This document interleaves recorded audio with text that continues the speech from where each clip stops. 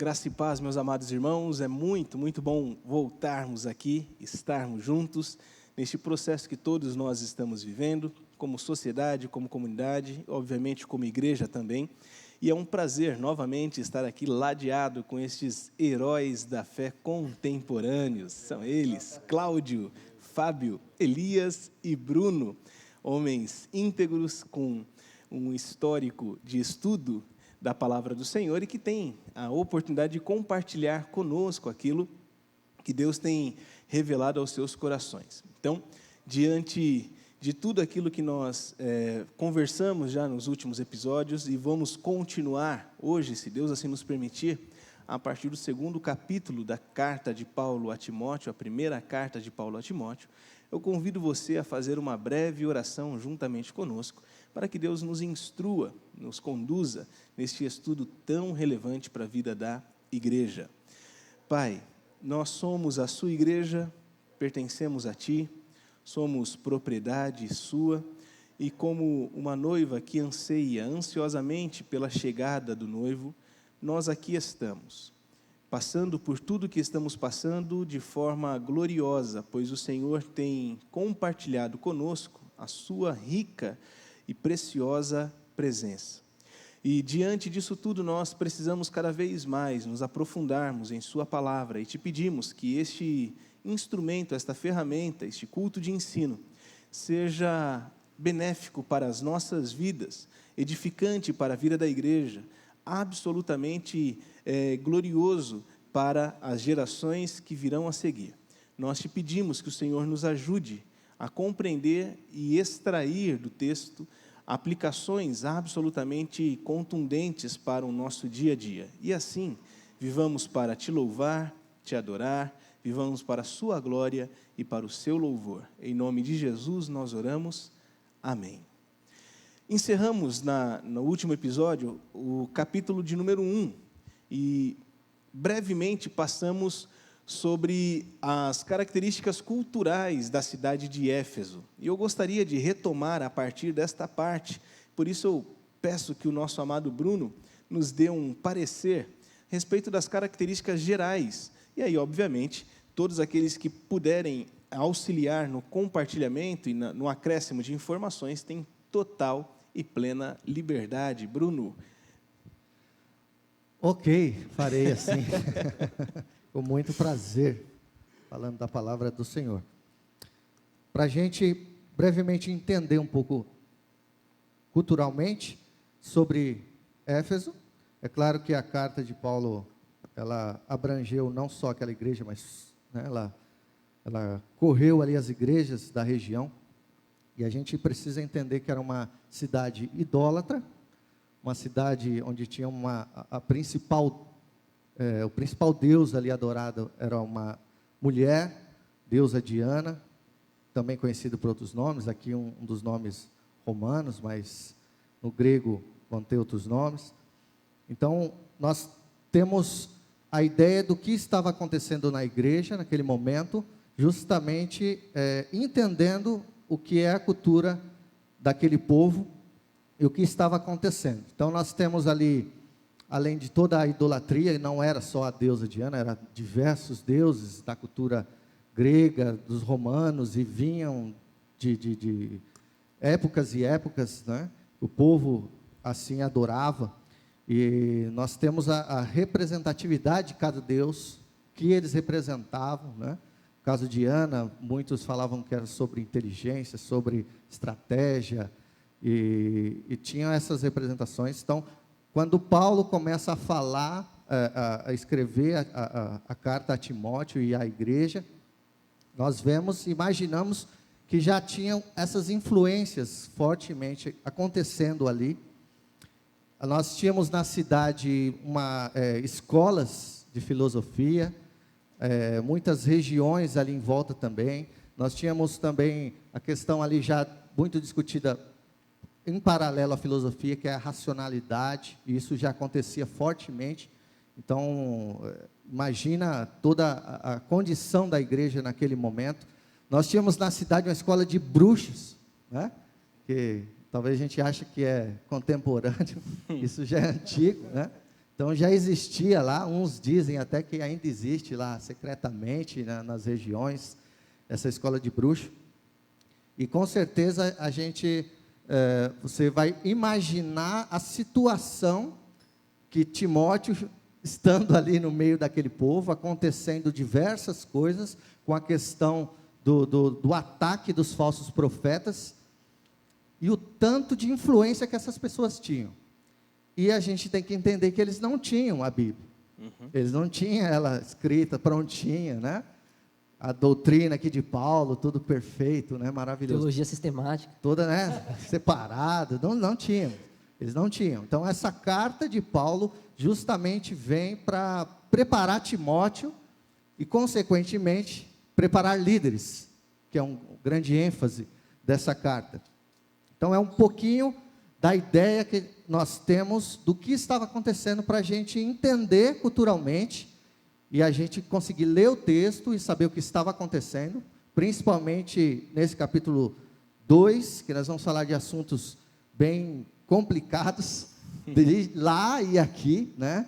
E os amigos e irmãos vão também poder falar um pouco dessa questão da cultura. Então a gente precisa entender isso. Questão religiosa, a religião judaica sempre presente, estava lá, né?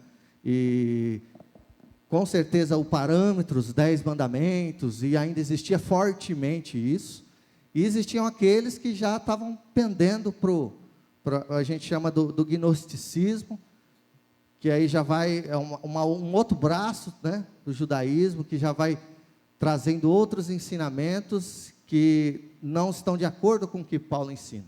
Então, Paulo, logicamente inspirado pelo Espírito Santo, traz essa carta maravilhosa, e aí durante os assuntos, acredito que todos nós temos pontos culturais e aplicativos para a gente falar. Perfeito. Obviamente, o que nós temos aqui no início do capítulo 2, como mencionou o Bruno, é um compêndio doutrinário, né? Ou seja, o que o apóstolo Paulo está orientando a respeito de princípios de como a igreja deve lidar, deve se portar, deve viver. E ele vai instruir a igreja a respeito do culto a Deus. E é bem interessante a gente trazer para a discussão que a maneira, os princípios do culto não foram revogados por Jesus. O local, sim. Nós temos toda uma teologia deuteronomista, né? A partir de Deuteronômio, capítulo 6, nós temos o como adorar, capítulo 12, onde adorar, e isso é revisto por Jesus lá no capítulo 4 de João, quando ele resolve um problema de séculos, a partir de uma única resposta, quando a mulher do poço pergunta, onde devemos adorar? Aqui neste monte ou no templo? Jesus resolve todo o problema ao dizer, o Pai procura, ele está inclinado a observar os adoradores no espírito da verdade, independentemente da circunstância ou local. Então, onde adorar, resolvido, revogado, agora nós temos na aliança em Cristo uma nova perspectiva. Agora, o como adorar não foi revogado. Então, existem princípios de adoração a Deus. E, obviamente, esses princípios estão aqui estabelecidos de forma bastante assertiva com a cidade e também podem ser aplicados e devem ser aplicados nas gerações. E é esta a nossa tarefa aqui neste dia, né? Ou seja, a nossa função aqui hoje seria justamente essa, entender o que Paulo está dizendo a partir de uma perspectiva local, por causa de necessidades locais, e Paulo é bastante pontual em suas cartas, e também o que nós podemos aplicar aqui e agora para a vida da igreja. Então, o texto começa falando a respeito da prioridade ou da centralidade do culto na oração. Olha só, em primeiro lugar, recomendam que sejam feitas petições, orações, intercessões e ações de graça em favor de todos, em favor dos reis e de todos os que exercem autoridade, para que tenhamos uma vida pacífica e tranquila, caracterizada por devoção e dignidade. Isso é bom e agradável a Deus, nosso Salvador, cujo desejo é que todos sejam salvos e conheçam a verdade. Pois há um só Deus, um só mediador entre Deus e a humanidade, o homem Cristo Jesus. Ele deu a sua vida para comprar a liberdade de todos. Esta é a mensagem que foi entregue ao mundo no momento oportuno, e eu fui escolhido como pregador e apóstolo para ensinar aos gentios essa mensagem a respeito da fé e da verdade. Não estou mentindo, ele aqui categoricamente afirma, digo a verdade.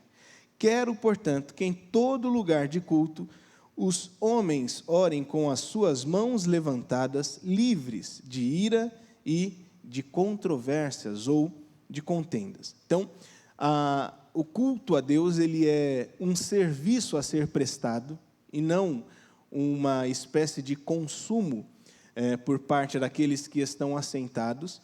Por isso, vemos de forma tão triste, né, algumas afirmações atuais, cotidianas, do tipo, hoje eu não gostei do culto. Na boa, não tem o que gostar mesmo. Se você expressa isso verbalmente, é porque o seu culto foi mal prestado, né? Porque o culto não é para quem aqui assiste, não existe a possibilidade de só assistir o culto hoje. Hoje eu não vou tocar, hoje eu vou só assistir. Hoje eu não vou pregar, hoje eu vou só assistir. Essa loucura que domina o consciente coletivo transforma-nos em consumidores ao invés de servos durante o culto. E aqui vem, né, a forma mais objetiva de servir a igreja, através da oração. Como que vocês observam este tipo de serviço à igreja de Cristo, a oração? Fiquem à vontade. O que eu acho muito interessante aqui, falando sobre a oração também, e foi até lido pelo senhor,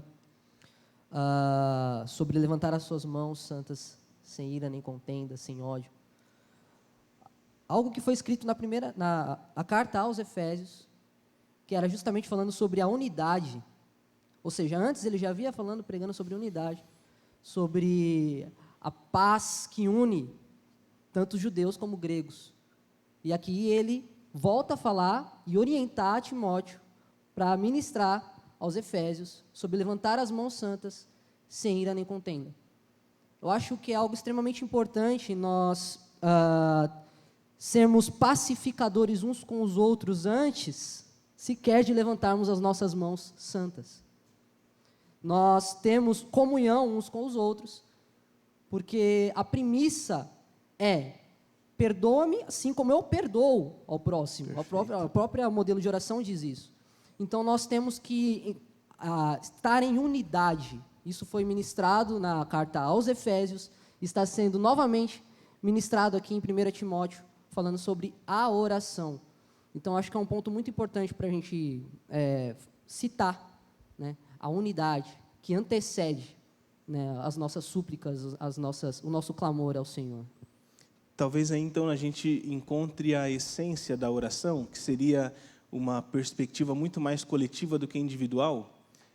É bem oportuno nós observarmos a postura de Cristo, do próprio apóstolo Paulo, em suas transcrições de oração. Ou seja, todas as orações transcritas são absolutamente coletivas, nunca individuais. Você não observa em Cristo pedidos egocêntricos, né? Muito pelo contrário, todas as vezes que ele ora, ele mesmo declara: não peço por mim, peço por estes, e não apenas por estes, mas todos aqueles que hão de vir, na oração sacerdotal aqui citada de João 17. Então, é uma característica da verdadeira oração, que muita gente acaba imaginando que a oração é limitada a uma espécie de lista de Papai Noel do reino dos céus, né? Eu sento, peço um monte de coisas, e eu falo a palavra mágica no fim, em nome de Jesus, amém, e aí tem que acontecer. Seria uma espécie de balcão de pedidos? Basicamente, dessa forma que se encara. E, obviamente, a oração não pretende ser isso, né? A oração, ela não é para que as circunstâncias se alterem ao nosso redor, mas para que o nosso coração se adeque à vontade de Deus. Que o nosso coração se submeta absolutamente à vontade de Deus. A oração não determina o que Deus vai fazer ou deixar de fazer. A oração nos ensina e nos admoesta, nos exorta, nos coloca no devido lugar enquanto Deus está fazendo o que somente Ele pode fazer. É interessante identificarmos que todas as orações na Bíblia inteira, ela tem uma relação primeiro de diálogo não Sim. de monólogo, né? Não é a ideia de um falando, e a beleza disso na questão da intimidade, Justamente. né? E quanto você está orando, você está ali com Deus, você está com a intimidade com o Espírito Santo, e vai trazendo essas necessidades, justamente vai entrar naquilo que Paulo fez, que Jesus nos ensinou, né? E você se esvaziando, vamos usar assim, Efésios também, você permitindo o Espírito Santo estar ali junto com você na oração, entra aquela coisa linda de você se esvaziar de si totalmente, e você começa a pensar no outro, né? Então, a beleza de justamente você começar a entrar e você falar, poxa, só eu, né? Então, essa oração egoísta, você vai fazer relação de que falta intimidade. Perfeito. Falta intimidade. Precisa de mais intimidade. Falta uma noção Automaticamente. de corpo, né? Falta Sim. uma noção de corpo. Nós Sim. somos membros de um mesmo corpo. Então, a partir do momento que a mão se preocupa apenas com a mão, não tem mais preocupação com absolutamente nada, se torna uma coisa esquisita, né? Eu preciso me preocupar com você, você precisa se preocupar comigo, e assim nós vamos ajudando o outro, edificando um ao outro, para que nós chegamos ao pleno conhecimento da verdade, que acho que é um dos objetivos de nós estarmos juntos em comunhão. Edificação do corpo, né? Edificação mútua, Preocupação. exatamente. Achei bem interessante aqui que, apesar dessa postura de estar olhando para a igreja, muito mais ainda eles estão olhando para o lado da pluralidade cultural, né? Eles estão olhando para aquela pluralidade religiosa que existe, né? Então eu colocaria aqui, como é pensando a igreja, né, o nosso trabalho aqui, para a igreja pensar, e para nós pensarmos. Quando eu falo estado atual e estado desejado, o que você pensa, né? E uma outra frase interessante, dentro desse estado atual que a igreja de Éfeso está, qual o estado desejado que Deus quer que ela chegue, né? E de cara a oração aqui e os outros assuntos, eles são assim, Deus já coloca, Paulo escrevendo, ele já coloca a igreja numa posição de tranquilidade. Fica tranquilo. O movimento político aí de fora, o movimento religioso aí de fora, ele está dizendo isso indiretamente, ele está dizendo, olha, eu quero que eles sejam salvos, como Deus quer que sejam salvos. Então, assim, quando ele fala da oração, ele fala para orar também para as autoridades, para os governantes, para os reis.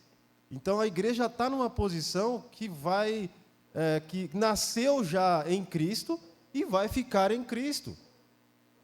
Quem estiver em Cristo pode ficar tranquilo, porque aqui é o que ele fala, ó.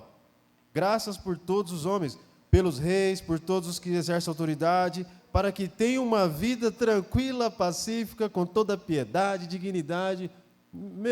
Vamos com Cristo, que a gente vai, apesar da pluralidade religiosa, da bruxaria que estava ali fora, né, com tudo isso, a gente vai em Cristo, e Paulo fala, pode vir que está tudo certo, em Cristo a gente vai até o fim. Existe um estado atual que é ameaçador, como toda a história, mas existe um estado desejado de Deus, que já está revelado e vai chegar no final. Então, irmãos, vamos até o fim com Cristo, né? Apesar do movimento político atual, apesar do Covid-19, apesar das proibições dos governos que estão quebrando as pernas de tudo que é comércio, olhe para essa passagem e ore para as autoridades. Sim. E você está em Cristo. Verdade. Por favor. Pela manhã eu estava pensando em oração, né? Como um processo também de autoconhecimento. Porque todas as vezes que eu me ajoelho ou eu estou deitado, orando, ou de qualquer outra forma, eu consigo ver o quão carente eu sou. E, ao mesmo tempo, o quão dependente de Deus eu sou. Então, quando eu penso em oração, eu penso em um caminho que Deus nos deixou para nos observarmos diante de todas as limitações. Quando eu penso em oração, também penso que a oração é o nosso alimento em Deus e nos protege de nos aterrorizar com o que está acontecendo lá fora. Perfeito. Pensa a igreja de Timóteo recebendo orientação a respeito de oração e, ao mesmo tempo, enfrentando uma cidade daquele tamanho, que aproximadamente tinha 500.000 pessoas, que bebia de um berço filosófico antes da própria filosofia iniciar, em Heráclito. Então, eu vejo eles protegidos. A oração, ela protege. Por quê? Ela nos encaminha diretamente para Deus. Amém. E em Deus, nela estamos guardados. Perfeito. Eu- Pois não, Bruno.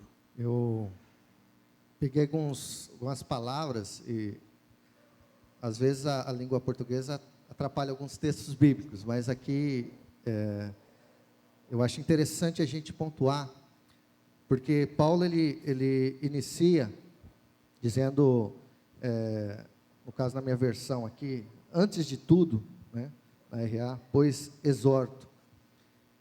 Então ele está dando um princípio, no meio de tudo que está acontecendo, vamos dizer assim, ó, Timóteo, está vendo tudo isso acontecer? Em primeiro lugar, aí ele começa a falar da oração, e ele fala assim, esse antes de tudo, a gente entendendo o texto, né, antes de tudo, então ele está já referindo algo que ele já falou, né, ele está dando continuação no texto, e olha como termina o capítulo 1, que ele está falando de Himeneu e Alexandre, e entregando os caras para Satanás. Ele termina o texto com isso. Quando a gente lê o texto e a gente lê isso aqui, a gente começa a pecar, a gente começa a lembrar de alguns irmãos, e começa a julgar, e começa a apontar o dedo. E olha que incrível, que Paulo ele termina ali e já começa a falar, olha, antes de tudo, exorto. E aí a questão da exortação aqui tem a ver com encorajamento, né? Então assim, ó, você está vendo tudo isso, e ele começa a falar da oração. Aí ele vem falando justamente isso que o Elias comentou, de a gente orar por tudo que está acontecendo. Né? Olha, você está vendo tudo se cair? Primeira coisa,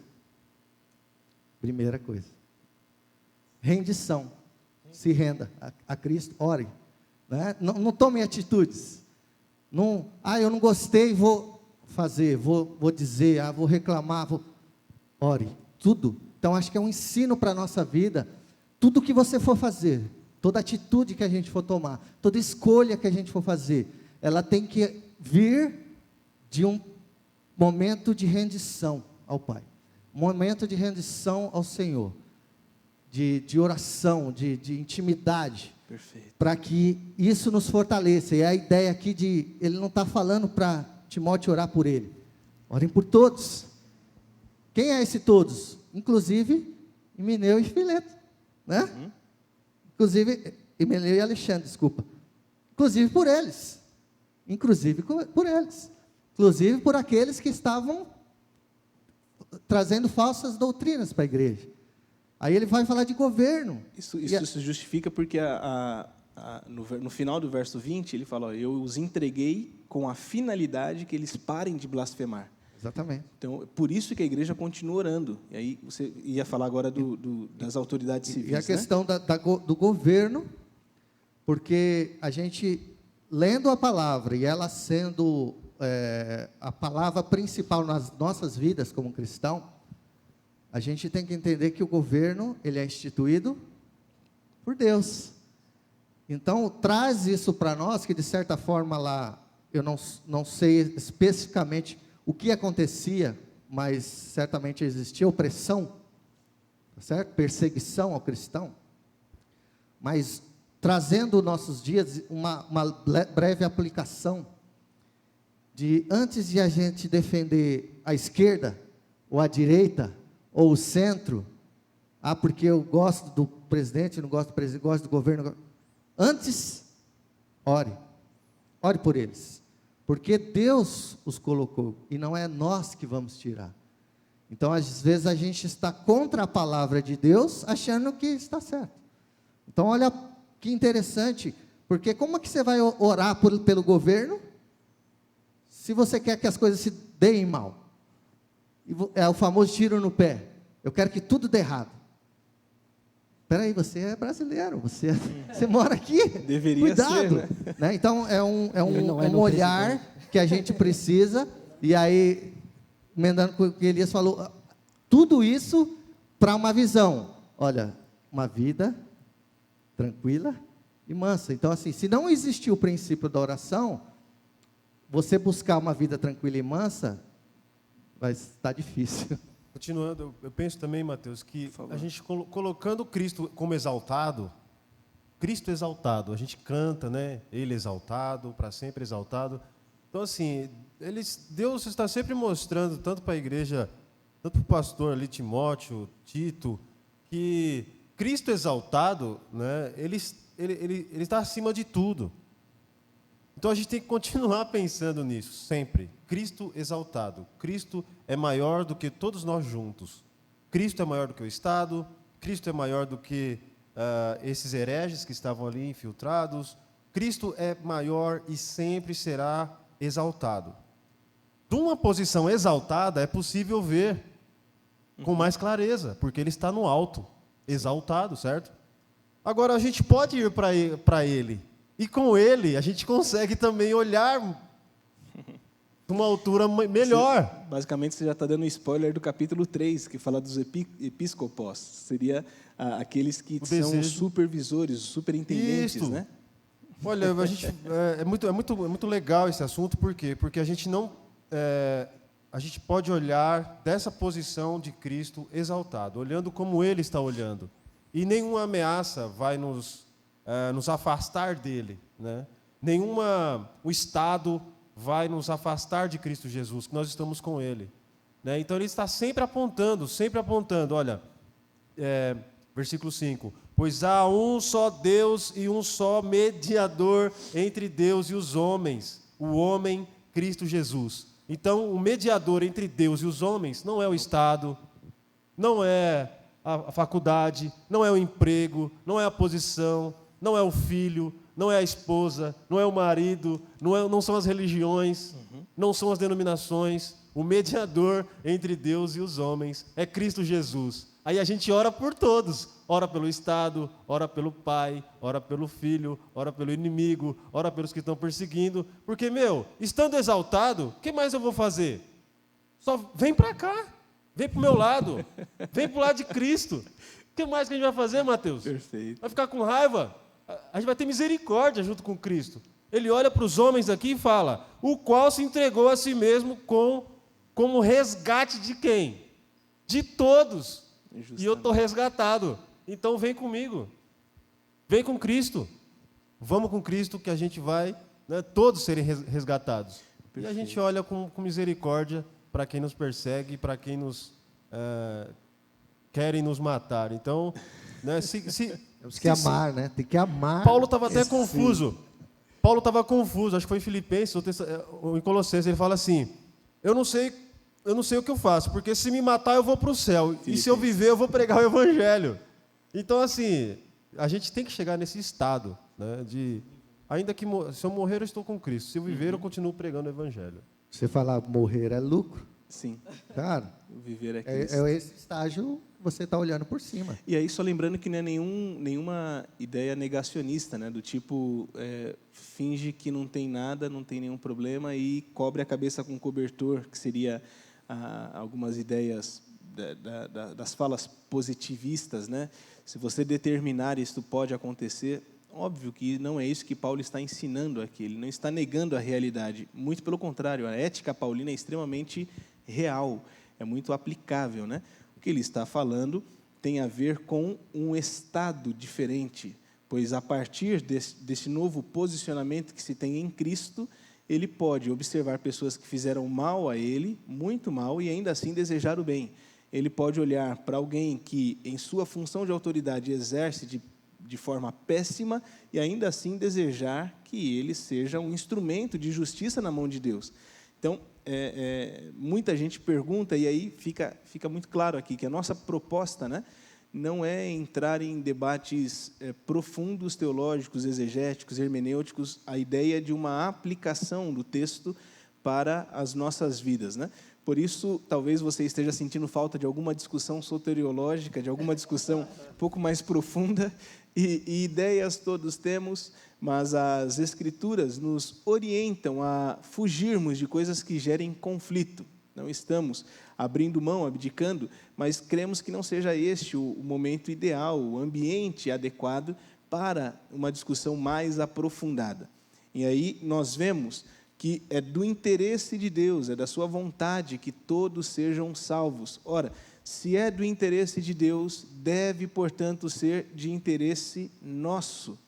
A oração converge o nosso interesse para o interesse de Deus, nos conduz dos interesses terrenos e passageiros, aí usando aqui a afirmação de Elias, para interesses e desejos exaltados, elevados, totalmente distintos. Por isso, nós devemos nos municiar, nos proteger, como mencionou aqui muito bem o Fábio, por meio da oração.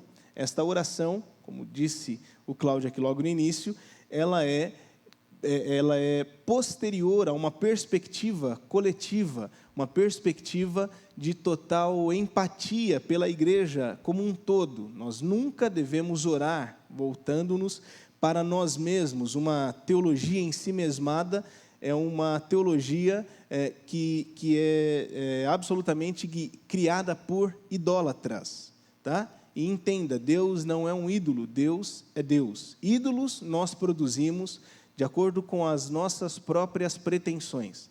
Ídolos nós buscamos de acordo com as nossas pretensões. Existe na cultura brasileira a famosa ideia de que se você perde alguma coisa, é só você dar 3 pulinhos para que São Longuinho te ajude a achar o objeto perdido. Isto é o serviço de um ídolo. Ou quando você está bravo, não sei qual que é o santo que coloca de ponta cabeça e dá alguma coisa. Todas estas ações meramente humanas, totalmente místicas e nenhuma fundamentação bíblica para as ações, nos levam para o distanciamento com a idolatria. Deus não deseja que sejamos idólatras dele. Ele deseja que sejamos servos. E o meio que ele encontrou, meio que ele desejou, é a oração.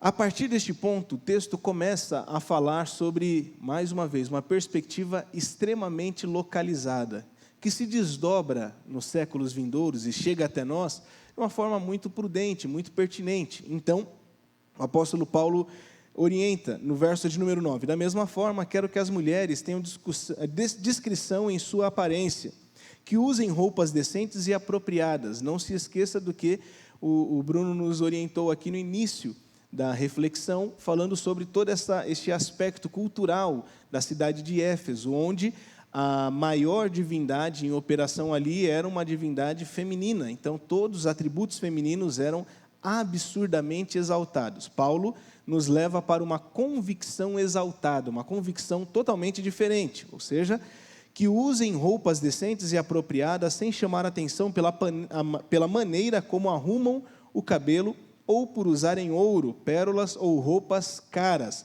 Quando Paulo cita aqui o cabelo, obviamente ele está falando de um objeto, de uma espécie de item afrodisíaco da época. Os cabelos femininos, o seu comprimento, os seus odores, os seus movimentos, eles tinham todo um apelo sexual também. Então, Paulo está orientando que as irmãs em Cristo sejam absolutamente discretas. Existe um espaço para isso, irmã? Absolutamente existe, com o seu marido, e apenas neste caso. A internet não é um ambiente para que você desfrute ou mostre exuberadamente a sua sexualidade. A rua não é um ambiente, a igreja não é um ambiente. Existe um ambiente propício para que você explore de forma saudável toda a sua sexualidade. É o seu leito matrimonial. Apenas neste lugar, um ser humano saudável experimenta as benesses do casamento. que é de uma sexualidade absolutamente ajustada, sem nenhum tipo de disparidade ou doença. E, por favor, observe isso com bastante cuidado, bastante paciência. Nós não estamos aqui doutrinando uma divisão hierárquica entre homens e mulheres. De acordo com os primórdios das Escrituras, Deus faz homem e mulher à sua imagem e semelhança, com funções hierárquicas distintas por características pessoais, e são irrevogáveis. Existem características masculinas que o aproximam de uma liderança doméstica muito mais favorável. É óbvio que estas características precisam ser tonificadas, exercitadas. E existem muitas mulheres que minguam pastores dos seus lares.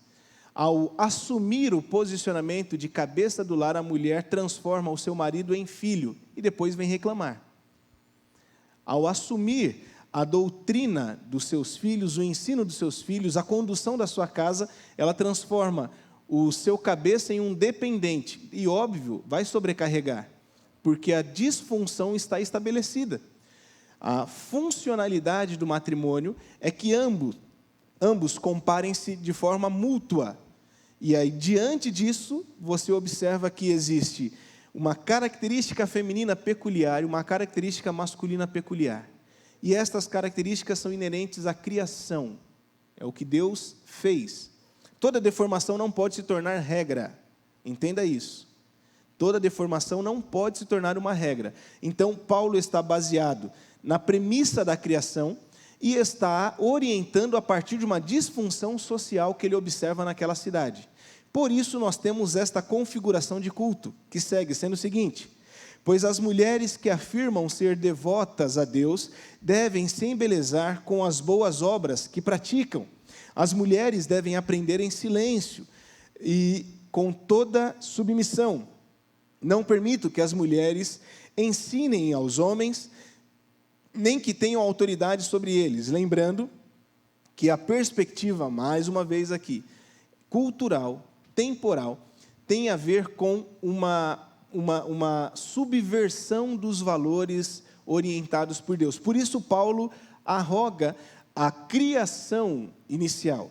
E ele vai afirmar isso a partir do verso de número 13.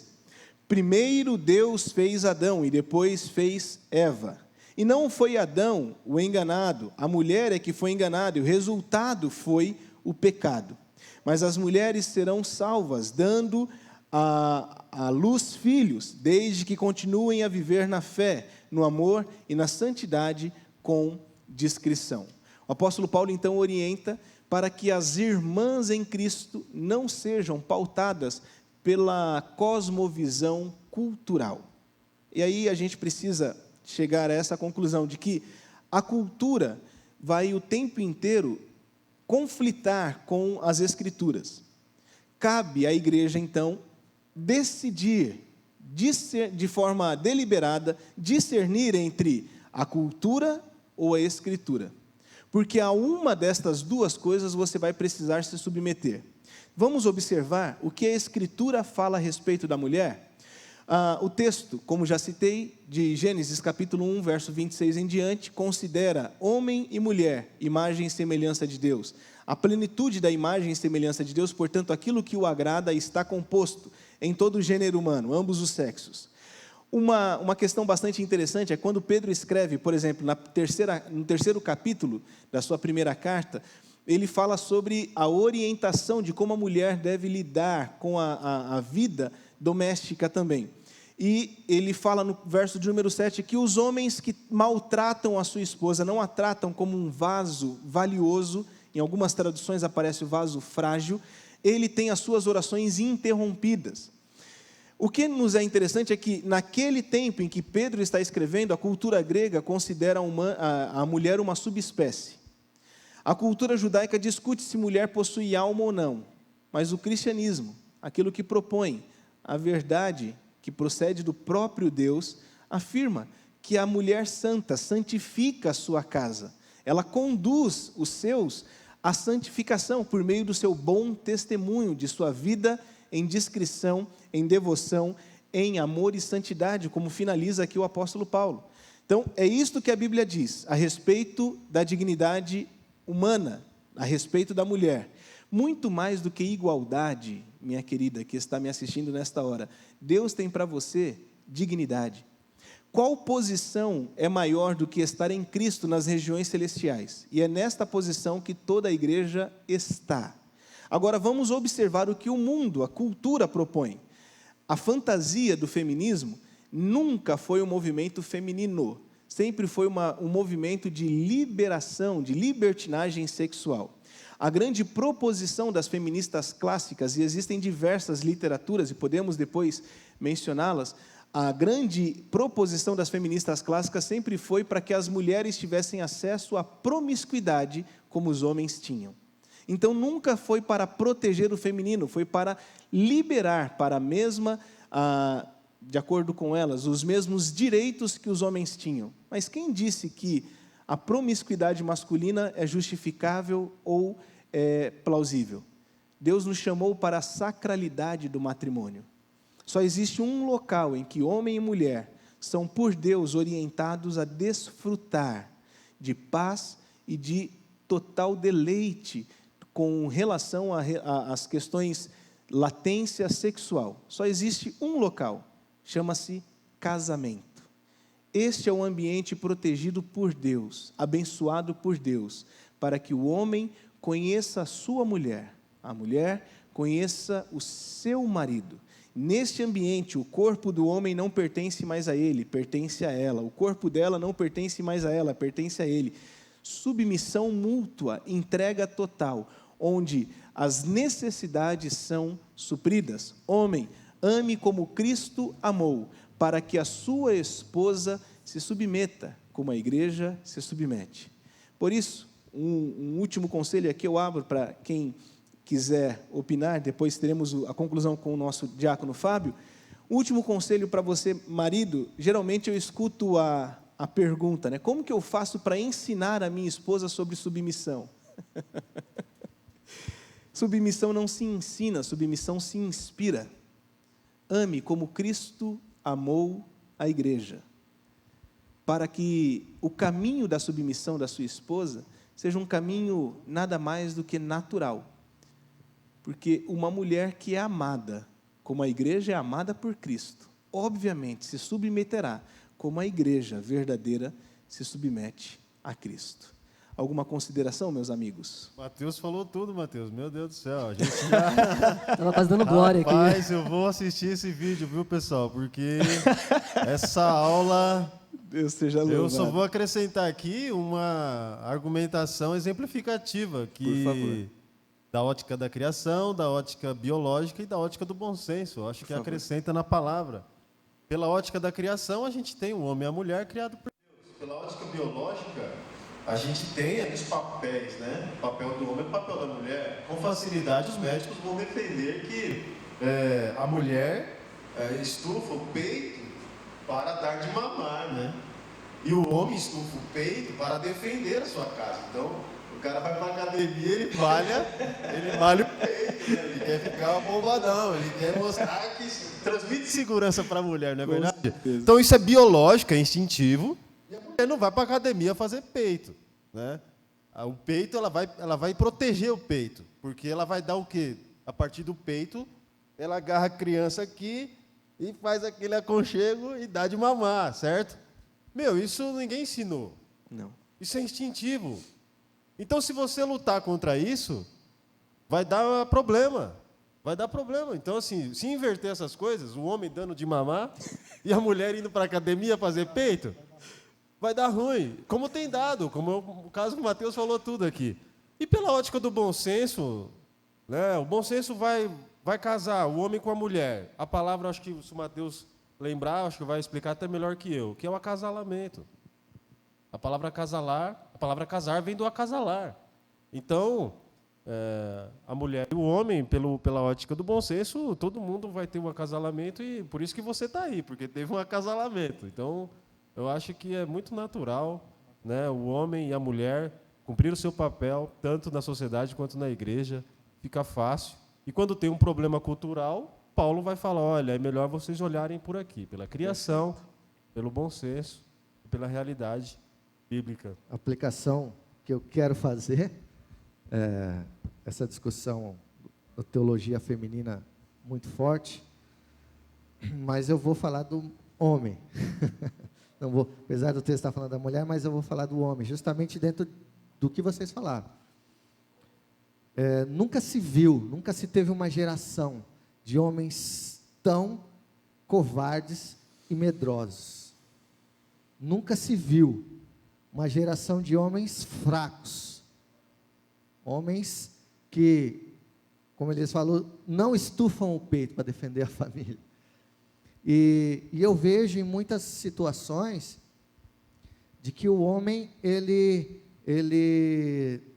está chegando num estágio onde ele quer que a mulher seja o sacerdote, a provedora, e muitos gostam disso, aceitando o outro lado da condição, né? Então, eu tenho esse alerta e dou esse alerta para vocês e para os homens que estão nos ouvindo, para você assumir o seu papel na sua casa. Aqueles que não casaram ainda, entendam que esse é o seu papel, o provedor, o sacerdote, e eu vejo, desde aqui, dessa época, e talvez antes, em toda a geração, a mulher, muitas vezes, tendo que assumir a posição do homem, porque tem um marido frouxo, desculpa a palavra, mas é isso, fraco, um homem que não tem, estou falando de cristãos, tá, irmãos? Não, né? Sim. Do homem cristão, você faz o seu paralelo, se de repente seu marido está assim também, não é cristão, mas aí não cabe a mim, mas a ideia de que nós cristãos, homens, temos a responsabilidade de prover o alimento material, o alimento espiritual, o cuidado, a proteção, e que a ideia que eu vejo no texto e trago para hoje, né? Muitas mulheres veem essa fragilidade dos homens, e mulheres em muitas igrejas tendo que assumir a igreja, porque os homens não se interessam mais por estudar a palavra, não se interessam mais por conhecer a Deus, se aprofundar em Deus, e as mulheres assumem esse posto, uma vez que cristãs, servas do Senhor. Então, é um alerta para você, que é marido, mesmo os solteiros, diante de uma mãe, de irmãs, de você ser responsável em levar a palavra, estudar e se dedicar em conhecer a Deus, para ser exemplo, para ser íntegro, e não esperar, cruza os braços e deixa as coisas acontecerem. Então, só um adendo aí, porque às vezes a gente vai se concentrar em falar aqui da mulher e esquece que está tendo uma geração de homens fracos, que precisam acordar urgentemente, para que assumam sua posição, não como senhores do saber, ou como deuses, ou como opressores da mulher, mas sim como provedores, com tudo que a palavra ensina, e a gente vai falar também disso no capítulo 3, né? Algumas características das qualificações. Então, é importante você ficar atento, nós ficarmos atentos a tudo isso. Amém. Algo que eu acho muito interessante, você até chegou a comentar, estamos falando aos cristãos. Sim. Paulo, quando ele escreve as cartas dele, ele começa dizendo, aos santos que estão... Sim. Quando ele escreve aos Efésios, aos santos que estão em Éfeso. Então, não estamos querendo padronizar aqui a sociedade, mas estamos falando que, apesar da sociedade ser assim, nós não devemos ser assim. Perfeito. Nós devemos nos adequar à imagem de Cristo, né? A santificação é o processo de retorno à perfeita humanidade, onde nós, na glorificação, chegaremos à perfeita estatura do homem. Então, as ordenanças de Deus nos remete ao princípio, quando éramos perfeitos, feitos à imagem de Deus. Perfeito. Então, devemos ter isso em mente, de que estamos falando aos santos, né? Não queremos criar um padrão na sociedade, não queremos fazer com que as pessoas aceitem aquilo que nós estamos falando. Mas aos santos, é isso. Maravilha.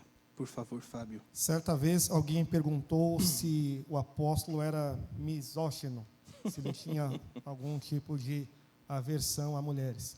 E pelo contrário, a aplicação do texto em relação à postura e à vivência feminina é uma postura totalmente saudável para a época, pois elas eram também reféns de hereges. Os hereges adentravam na vida da igreja pela vida delas, né, para trazer todo aquele tipo de heresia que eles estavam propostos a disseminar ali no seio da igreja. Então, é uma palavra de cuidado, de proteção, de consolo e de amor em Deus. Perfeito. Paulo está orientando a igreja a caminhar, seja homem, seja mulher, em obediência, em comunhão, em praxis cristã, não se amoldando a nenhum tipo de cultura, antes observando primeiramente o que o texto, o que o nosso Salvador nos orienta. Então, para concluir aqui a exposição, nós recebemos essa fala não como um tipo de vetação à fala feminina. Pelo contrário, pois Deus abençoou e chamou as mulheres para servir tanto quanto os homens. E, afinal de contas, a igreja nasce dentro dos lares, né? Sim. Então, as mulheres abrem as portas de suas casas e ali nasce a igreja. Então, que sejamos abençoados com essa palavra e que possamos entender o nosso papel diante da sociedade, o nosso papel, a nossa responsabilidade em Deus como igreja de Cristo. Amém. É isso aí, meus amados irmãos, e agora chegamos ao fim de mais um dos nossos episódios, capítulo 2. Foi um prazer estarmos juntos. Quero convidar a você a assistir os demais episódios e também os seguintes, pois toda terça-feira, às 21h15, estaremos aqui, neste canal. Peço ainda que você se inscreva no canal, deixe seu like, por favor, deixe seus comentários, compartilhe com os seus amigos e também siga-nos em nossas redes sociais. E, diante disso, nós temos, cada dia mais, alguns conteúdos extremamente relevantes para todos, para toda a igreja, neste tempo e a qualquer tempo. Que Deus vos abençoe e vos guarde. Até a próxima, se Deus quiser.